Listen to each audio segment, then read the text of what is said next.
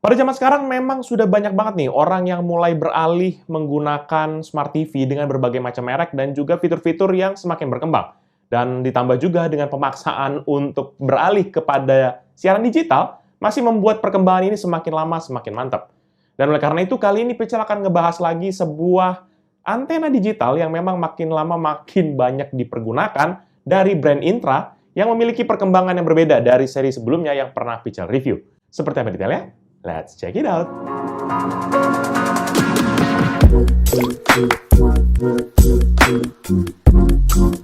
Halo guys, balik lagi bersama Pecel dan kali ini kita akan bahas sebuah generasi terbaru dari digital antena dari merek Intra, yaitu INT119 Indoor dan Outdoor Digital Antena.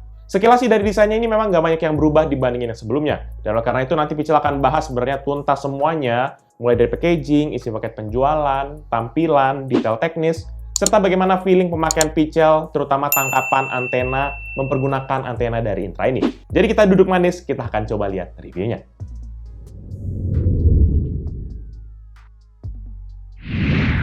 Pertama dari tampilan box, antena ini sendiri tuh mirip banget dengan box dari generasi yang sebelumnya, di mana menggunakan color theme yang sama, yaitu warna biru dan juga warna putih. Nggak beda jauh, tampak dari depannya sekilas benar-benar mirip banget. Dan mulai dari depannya, ini tuh nanti kemasannya terdapat gambar antena tersebut, plus juga dengan fitur-fitur yang penuh banget. Kayak mirip-mirip jam lagi pulang kantor di kereta gitu. Padet gitu. Lanjut ke bagian samping, di sisi kiri dan kanannya nanti terdapat tulisan indoor dan outdoor antena, serta merek dan juga trademarknya, yaitu Antena TV Specialist. Beralih ke bagian atas box, nanti terdapat juga kayak model dari antena ini, yaitu INT119, dan juga logo bertuliskan Smart. Beralih ke bagian belakang dari box ini, nanti pada sisi atasnya kita lagi-lagi akan menemukan mereknya dan juga trademarknya, yang bertuliskan Intra plus juga Antena TV Specialist. Dan juga ada modelnya, serta dengan deskripsi tentang antena ini. Nggak lupa juga, nanti di selanjutnya terdapat bentuk antenanya dari sisi dalam dan juga dari sisi luar ruangan, disertakan juga dengan cara pemasangan dari digital setup dan juga analog setup. Kemudian nggak lupa terdapat data teknis yang berisikan kayak jarak frekuensi, jarak menerima, kekuatan maksimum, tingkat keluar, impedensi keluar, dan juga tingkat kebisingan, dan yang terakhir adalah sumber dayanya. Setelah ngomongin isi paket penjualannya, kita akan coba lihat nih ke dalam isi kotak penjualan. Di mana di dalamnya nanti saat pertama kali kita buka, terdapat satu unit antena Intra INT119. Ada juga sebuah plastik clip yang berisikan adaptor dan juga kaki-kaki sebagai penyanggah antena tersebut. Lalu nanti nggak lupa juga kita mendapatkan daftar kelengkapan yang berisikan apa saja yang kita dapat dari isi paket penjualan tersebut, plus juga dengan diagram bagaimana cara pemasangannya untuk di luar ataupun di dalam ruangan. Lebih lanjut nanti untuk detail spesifikasi dan fitur-fitur antena tersebut itu juga ada, dan nggak lupa juga kita akan mendapatkan kartu garansi. Selebihnya nggak ada apa-apa lagi dalam paket penjualannya.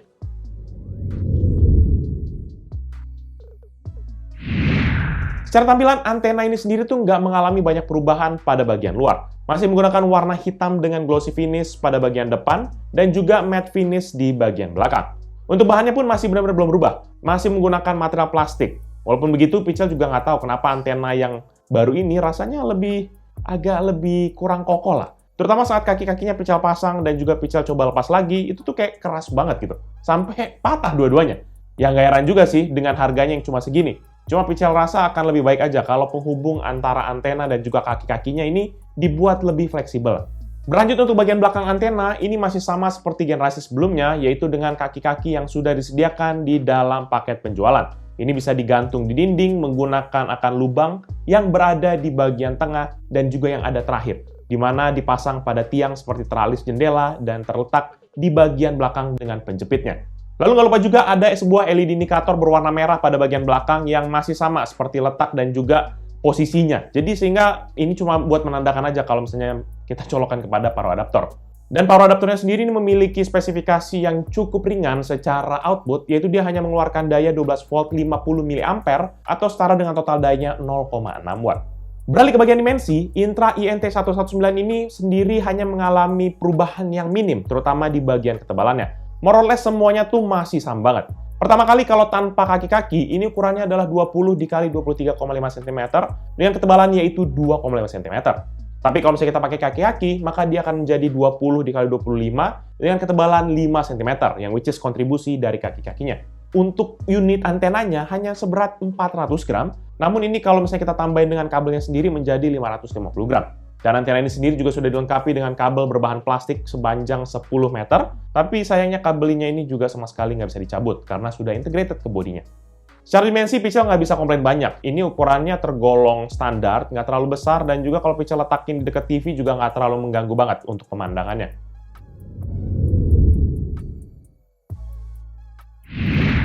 Selanjutnya untuk urusan spesifikasi, antena ini tuh lagi-lagi masih menggunakan frekuensi yang sama seperti generasi sebelumnya, yaitu dengan frekuensi VHF dengan rentang yang didukung itu sebesar 87,5 hingga ke 230 MHz. Dan nggak lupa juga untuk frekuensi UHF memiliki rentang sebesar 470 hingga 862 MHz. Untuk ukuran frekuensi seperti ini sebenarnya tergolong standar ya dengan antena-antena yang ada di pasaran. Jadi nggak ada yang terlalu wah-wah banget. Sedangkan untuk urusan gain, Intra INT sendiri itu berada di maksimum 30 desibel.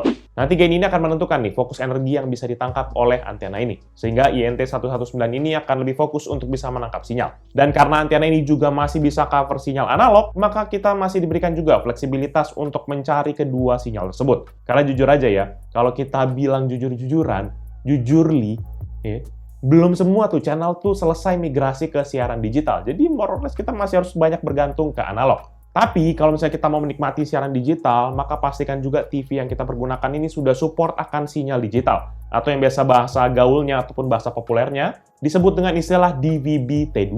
Mayoritas sih sebenarnya TV-TV zaman sekarang yang kalau misalnya teman-teman beli di 3 tahun belakang gitu ya, itu more or less udah siap untuk siaran digital. Bahkan untuk TV portable yang dulu Pichel pernah bahas, yaitu D12, itu tuh udah juga support akan TV digital. Oh ya, jangan lupa ya teman-teman, subscribe pada channel kita, karena kita juga akan bahas versi portable monitor yang lebih besarnya. Kalau yang kemarin cuma 12 inci gitu ya, 11 sekian, ini kita akan bahas yang versi gedenya. Nah, karena kebanyakan dari kita mungkin termasuk Pichel juga sebenarnya, pasti nggak apa sih dari tadi ngomongin gain apa, rentang-rentang segala macam, nggak peduli soal spek-spek di atas, maka Pichel langsung coba tes aja dulu nih, antenanya biar kelihatan gimana manfaatnya. Untuk pengetesan ini sendiri sih dilakukan di daerah BSD Tangerang Selatan.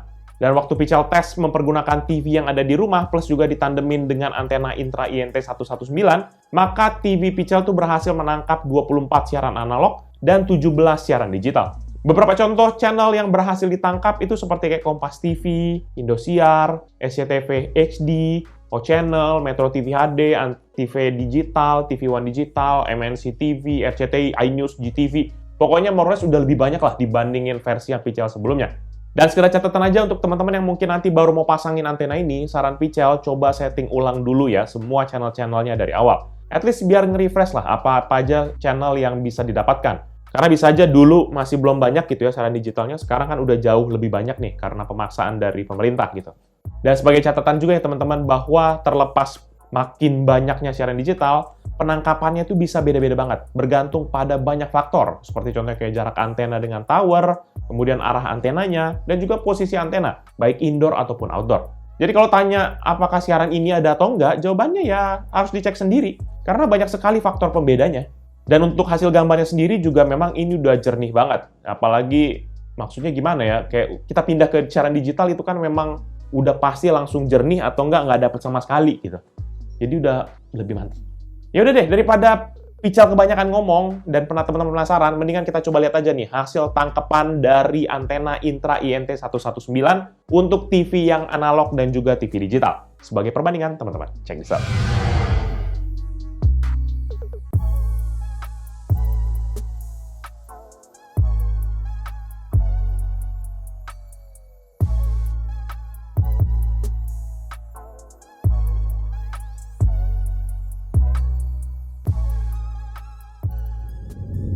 Overall, menurut data pribadi Pichel, Intra INT 119 ini merupakan sebuah tandem menarik buat kita yang mungkin bersiap untuk migrasi ke sinyal digital.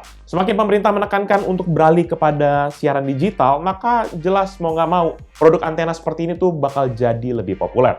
Secara kualitas tangkapan sih, Intra INT 119 ini memiliki tangkapan sinyal yang tergolong, ya more or less baik lah, terutama untuk siaran-siaran digital yang ada. Namun memang yang menjadi catatan tadi adalah harusnya kita arahkan tuh antenanya ke arah-arah tertentu agar bisa mendapatkan channelnya. Secara harga pun Intra INT 119 ini dibanderol dengan harga 100 ribuan. Jelas harga yang terjangkau banget. Mungkin kita traktirin temen ataupun traktirin si dia gitu ya, nongkrong, nonton gitu ya. More or less ya segitu-segitu juga keluarnya kan. Oh enggak ya? Kalau keluar berapa? Mahal juga. Makanya kalau nonton bioskop tuh jangan beliin popcorn, mahal. Hemat, krisis. Oke. Jadi secara harga jelas lah ini terjangkau. Apalagi semakin lama kan semakin dipaksa buat migrasi ke siaran digital. Jadi mau nggak mau ujung-ujungnya harus butuh. Dan 100.000 sendiri harusnya nggak terlalu mahal untuk kualitas tayangan digital yang lebih bersih. Tapi catatan juga seperti yang tadi, tangkapan sinyalnya tuh akan tergantung dengan lokasi kita, posisi antena, dan juga banyak lagi faktor lainnya. Jadi buat teman-teman yang mungkin berminat dengan produk ini nanti atau mau cek produknya, bisa cek di description yang saya akan cantumkan di bawah ini. Dan jangan lupa juga ya untuk like dan share video ini. Plus kunjungi juga sosial media kita seperti Facebook, Twitter, Instagram, TikTok, Hello, ataupun website kita yaitu picalmediagroup.com. Oh ya teman-teman, bisa juga nih kunjungi YouTube channel kita yang bahas soal game yaitu Pical Main Game, di mana kita baru bahas konsol emulator 200 ribuan, 300 ribuan yang super gokil banget. Ataupun buat teman-teman yang mungkin penasaran tentang cerita di belakang dari Pical, yaitu PMG Fans, kita baru aja liburan. Udah lama sih sebenarnya, cuma itu video kita terakhir gitu ya. Jadi main-main ke situ deh. Jadi itu udah video Pical kali ini. Thank you guys for watching. Until next video. Bye-bye. Yuk, gue beneran deh. Kalau misalnya nonton tuh tiketnya tuh cuma kayak, berapa? 35.000. Kalau sekarang nggak ada ya? Nomad gitu ya, nonton hemat gitu nggak deh? Iya, maksudnya 35.000 kali 2, 70 gitu kan. Udah oke gitu. Tapi popcorn nanti tuh yang kayak paketnya bisa kayak 60.000, popcorn medium plus minum. Waduh, mahal. Mending nonton siaran digital aja.